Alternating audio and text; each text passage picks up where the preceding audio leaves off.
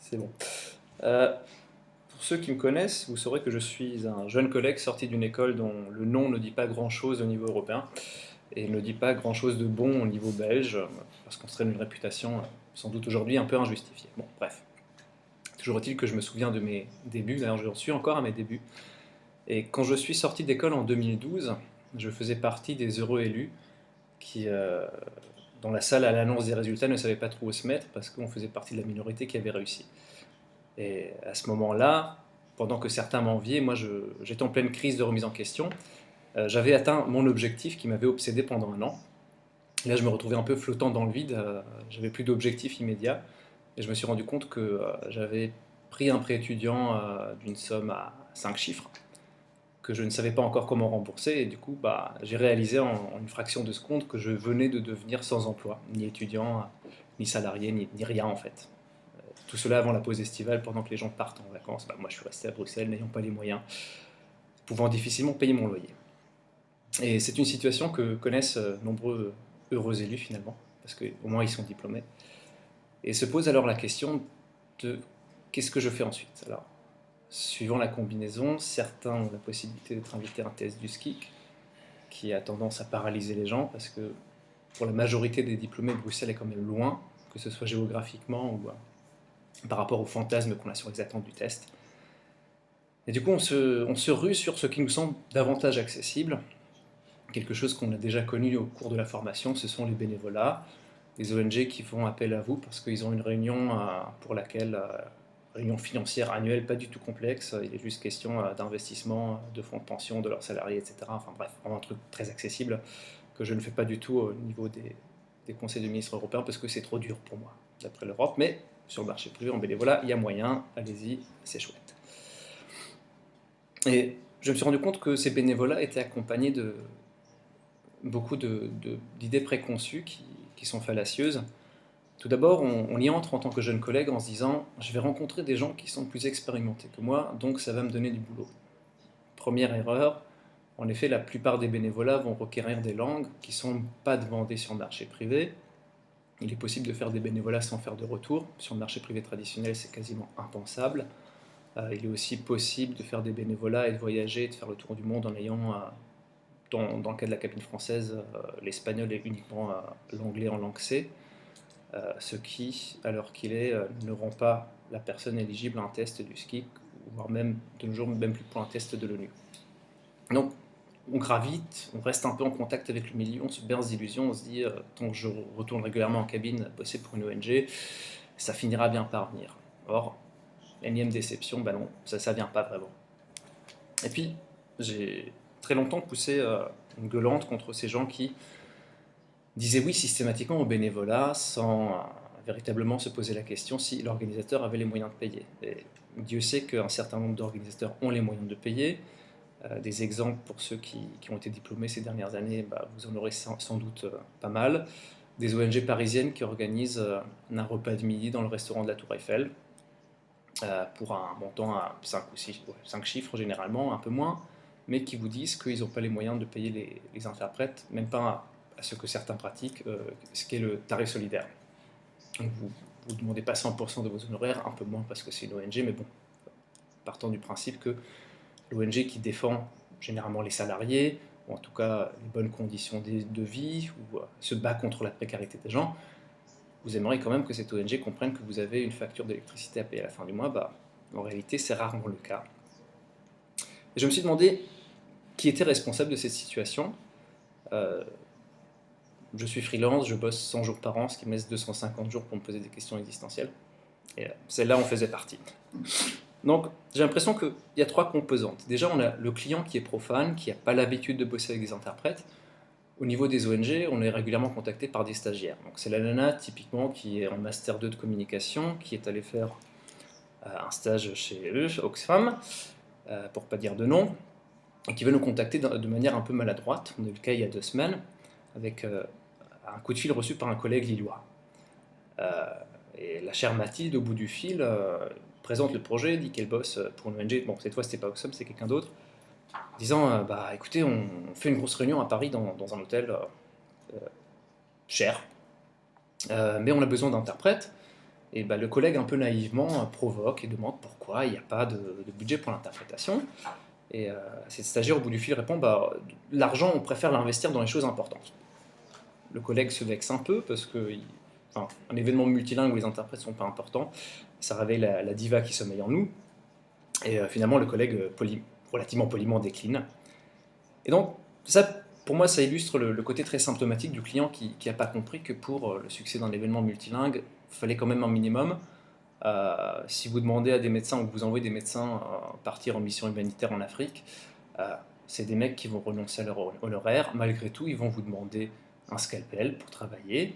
Et de la même manière, lorsqu'on bosse avec des ONG, on aimerait bien bosser dans des conditions décentes.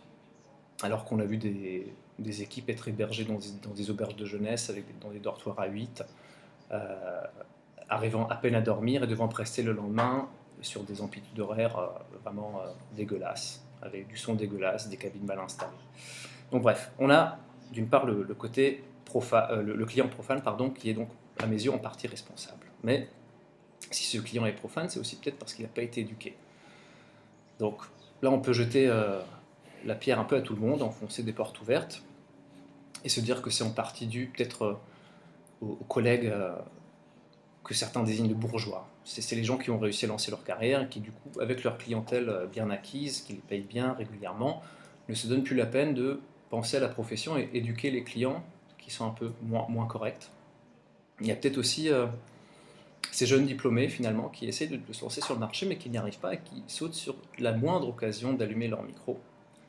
Et aussi un peu de voyager parce que bon, effectivement, on vous paye un voyage en Afrique ou en Asie, même si on ne vous rémunère pas, vous vous dites, bah, au moins je suis jeune, j'ai moins de 30 ans, j'aurais vu du pays. Et puis, il y a la chose qui me dérange le plus en ce moment. D'ailleurs, si vous allez sur le forum de laïc, interpreting.info, il y a un sujet qui en ce moment fait un peu rage, c'est la responsabilité sociale des écoles. Euh, Partons du constat que ce sont nos futurs collègues qui nous enseignent, futurs collègues qui en principe sont aussi là pour être des garde-fous de la profession, nous transmettent notre savoir éthique, technique, tous les codes professionnels, vont nous apprendre quels sont les fondements de la profession, vont nous parler de l'historique de laïque, vont nous dire à quel point il est important de ne pas casser le marché, de ne pas porter atteinte à l'image de la profession, pas s'inventer des langues C qui n'en sont pas et des retours qui n'en sont pas non plus. Et pourtant, ces gens-là, parfois, se retrouvent à enseigner dans des écoles qui forment des gens avec des combinaisons qui manifestement ne permettront pas aux étudiants de vivre. Euh, je trouve ça un peu malhonnête, mais là encore, je ne veux pas jeter la pierre uniquement à ces enseignants-là, c'est un ensemble de facteurs. Il y a une grande campagne de communication dans les médias du côté des organisations internationales et des institutions européennes il y a quelques années, où on nous disait, grosso modo, qu'à la fin, enfin, entre le moment où on commençait la lecture de l'article et qu'on allait finir, 50% de tous les fonctionnaires étaient déjà partis en retraite tellement on manquait de gens. La partie du message qu'on a oublié de relayer, c'est que les gens qui partaient étaient des gens qui avaient 4 langues C et que n'importe qui ne pouvait pas les remplacer. Donc, petite désinformation de ce côté-là. Il y a aussi des écoles dans certains pays qui doivent, pour que leur cursus reste financièrement viable, recruter entre 40 et 50 étudiants qui vont payer entre 10 000 et 20 000 euros, mettons, et qui, pour que le jeu en vaille la chandelle, vont réclamer un diplôme où on fera mention d'un retour qui en réalité n'existe pas. Ces gens-là, lorsqu'ils vont se présenter au test du SKIC, vont se casser les dents malheureusement, seront déçus et probablement se rabattront sur les bénévolats. Il y a une espèce de cercle vicieux et de serpent qui se mord la queue. Et pour l'heure, enfin, c'est ce que j'aimerais faire parce que j'ai vraiment vu des étudiants, des camarades très méritants qui ont fait énormément de sacrifices, finir en dépression parce qu'ils n'avaient pas les bonnes langues. On leur a dit bah, tu seras interprète, tu seras comme Nicole Kidman, tu vas bien gagner ta vie. Et c'est des minettes qui finissent secrétaires bilingues à faire l'accueil en bas du bâtiment d'une grande multinationale. C'est pas vraiment la vie dont elle rêvait. Et donc j'essaye un peu de lancer une impulsion des côtés des jeunes collègues, comme vous, comme moi, pour aller rencontrer les étudiants tant qu'ils sont encore malléables, avant qu'ils aient vu, si possible, le film avec Nicole Kidman, pour leur dire il y a des langues avec lesquelles vous ne pourrez pas travailler, il n'y a pas autant de débouchés qu'on vous le dit. Et je pense qu'il faut vraiment marteler le message parce qu'on va à contre-courant, ça va contre toutes les idées reçues et on a beau témoigner, les gens y croient pas. C'est un peu comme lorsque vous allez dans les lycées, que vous vous adressez à des jeunes de 16 et 17 ans qui se croient immortels et que vous leur dites que l'alcool au volant tue. Vous avez beau aller les rencontrer 2 3 fois par an, ils y croient pas. Et d'ailleurs, maintenant que Sirpa est là, peut-être que on pourrait réfléchir à une campagne de communication du côté de laïc, mais vraiment, enfin, mon idée n'est pas du tout de polémiquer, juste de mettre en garde les étudiants pour éviter qu'on détruise des existences, parce qu'il y a quand même des sacrifices financiers. On investit 5 ans dans ces études, euh, et la reconversion est aussi extrêmement difficile. Ça, j'ai oublié de l'évoquer. Vous sortez d'une école d'interprétation, c'est un marché de niche, avec une formation de niche, vous avez, mettons, les compétences techniques équivalentes à celles d'un plombier. Un plombier, le lendemain, ne peut pas devenir boulanger. Vous avez un master en interprétation de conférences. Si vous voulez vous reconvertir pour devenir journaliste, vos chances seront mauvaises parce que les gens qui veulent un journaliste prendront quelqu'un qui a un master en journalisme. Ça aussi, c'est quelque chose qu'on ne dit pas. Donc, on a un degré de qualification extrêmement élevé, mais on est spécialisé pour une seule niche et on nous sort de cette niche, on est bon à rien quasiment. Et je ne peux que vous inviter finalement, si vous en avez l'occasion, de dépeindre de manière réaliste le travail où vous en êtes. Il y a des statistiques aussi qui peuvent sembler un peu décevantes. Et depuis peu, je ne sais pas pourquoi, apparemment on me refile un peu le bébé, mais je reçois plein de mails de jeunettes de 18-19 ans qui me disent je veux faire interprète, j'ai le suédois et le français A, ou j'ai le hongrois et le français A.